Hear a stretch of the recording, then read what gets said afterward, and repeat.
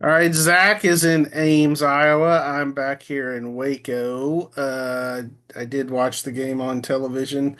Zach, 43 to 21.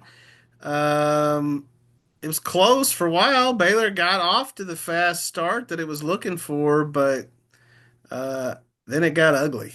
Yeah, man, it was just like nothing was working. Everything that we kind of knew these Bears to be defensively and even offensively to a degree, everything just kind of went away for the last three quarters. And this is a team that has been talking about putting four quarters together since conference play began. You saw, you know, three and like quarters against Colorado were really good, and then the second half against BYU was really good, and the first quarter here was really good. And it's just like, sooner or later you think it's going to happen, but you just never know. And it just the second half especially was just that was the first time that I really thought Baylor kind of looked like they quit a little bit, and it Mm, just like they kind of gave up after that interception by Sawyer Robertson in the third quarter, and it was just, man, not what they needed headed into a bye week.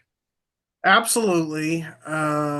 This week I wrote about the regression in the running game. We saw that continue. And boy, they are really depleted at running back right now. Yeah, and I mean, you look at Bryson Washington, who took that hard hit, and I don't think he returned after that. But with Richard Reese kind of out and Dominic Richardson sidelined with an injury, he didn't play today. It's basically Dawson Pendergrass and Sawyer Robertson. That's your running game right there, and that's behind an offensive line that continues to be held together by bubblegum and duct tape. It's that running game is it's pretty bleak, like you said. Yeah, of course you mentioned the interception by Sawyer. Other than that, I thought he played pretty well, but that was a pretty crucial mistake at that time because it was a ball game at that point, but he could have actually looked like he maybe ran for a first down. They only needed 2 yards on that play, but he looked like he got a little greedy. Yeah, and I still think Sawyer.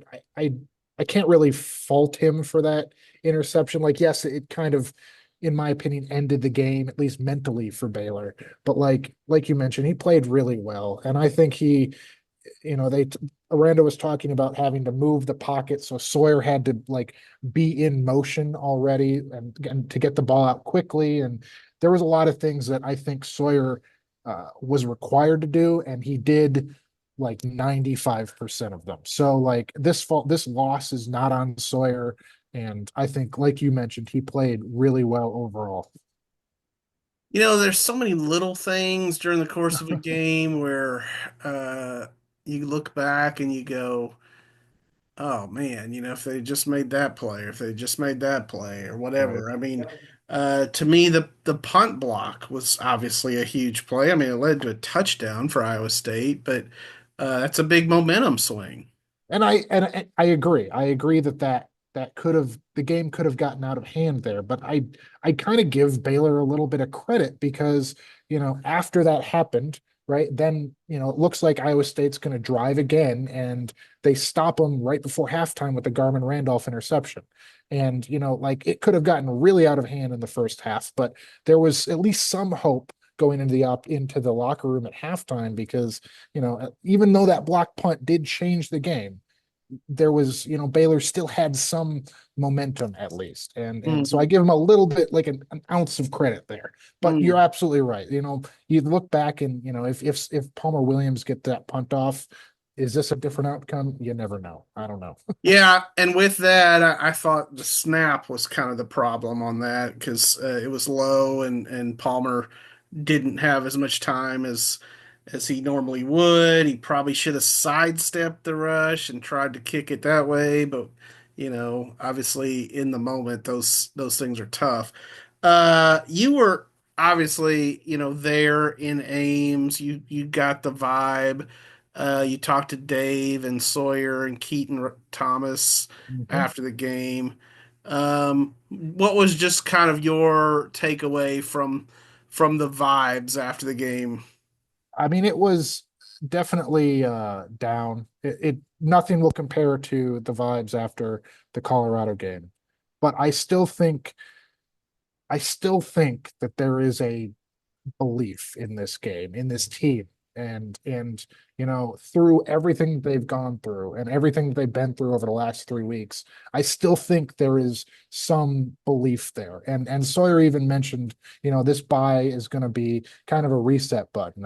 That's it's kind of what they need to get healthy and kind of just reset everything mentally. And he said that everybody in that locker room still has hope. We know what our goals are. We know that we can still accomplish our goals, and there's that hope, and everybody's kind of clinging to that, and they're going to go attack it. So the overwhelming message I got, at least from Sawyer, was positivity and optimism, despite what's happened over the last 3 weeks.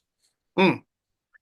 Well, I'm not sure the Baylor fan base is feeling that. I would agree. I think you've probably lost your fan base for the season. I mean, you're going to have to essentially win them back. And when I Right. say win them back, I mean win some games to get people back in the stands. But like I was talking today with Jerry Hill, and the second half of the season is suddenly like easier than I think anybody expected. Oklahoma State lost today, and TCU, we saw what they did, and obviously Houston and Kansas continue to kind of survive at the bottom down there along with Baylor. But so like if there are winnable games, I mean, but we said the same thing about Colorado and BYU, and look what that got us. So who knows?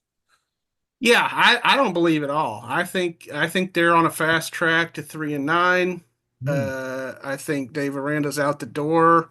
Um, you know me, I'm I guess the poison pen. I mean, but I mean, I just don't see it. They Mhm. might still believe, and they're clearly, I mean, we've said this over and over and over. They're so much better than last year, but that's a big but. They're not winning games. Uh, they don't know how to win games. They don't know how to finish. Right. Um, and you are suddenly a very one-dimensional offense. Um, I mean, they're you're not going to beat anybody who can't run the ball at least a little bit, you And know? defensively, they can't tackle. There were so many missed tackles and slipped Exactly. everything. So it's just like, what can you do? Right. And this is not a like uh, obviously Iowa State is good. I mean, Mhm. they're good. Yeah. Yeah. Uh 5-0 for the first time since 1980 now. Right. Which is just crazy. But at the same time, this wasn't an Iowa State offense that was just lighting people up. And, they just ran all over Baylor in the second half. And I do agree with you. I think probably the Bears um, kind of quit a little bit in that game. I mean, but at the same time, a lot of those missed tackles were happening when they were still in the game. Right. And I mean, you can't say they quit against BYU and Colorado. So like that's what changed for me today. And I don't know, to your point, I don't know if that's how much you can recover from that. Mm. Well, they've got 2 long weeks to think and stew over it, and then off to Texas Tech. Not an easy place to play, and Joey McGuire's team's, got a little mojo going. Um, we'll see. We'll see where it goes from here. But yeah, I mean, it's kind of more of the same, really. I Yeah, mean, amen to that. yeah. So, all right, have a good trip back, man. I'll bring you back some Hickory Park. Okay, sounds good. All right, see ya.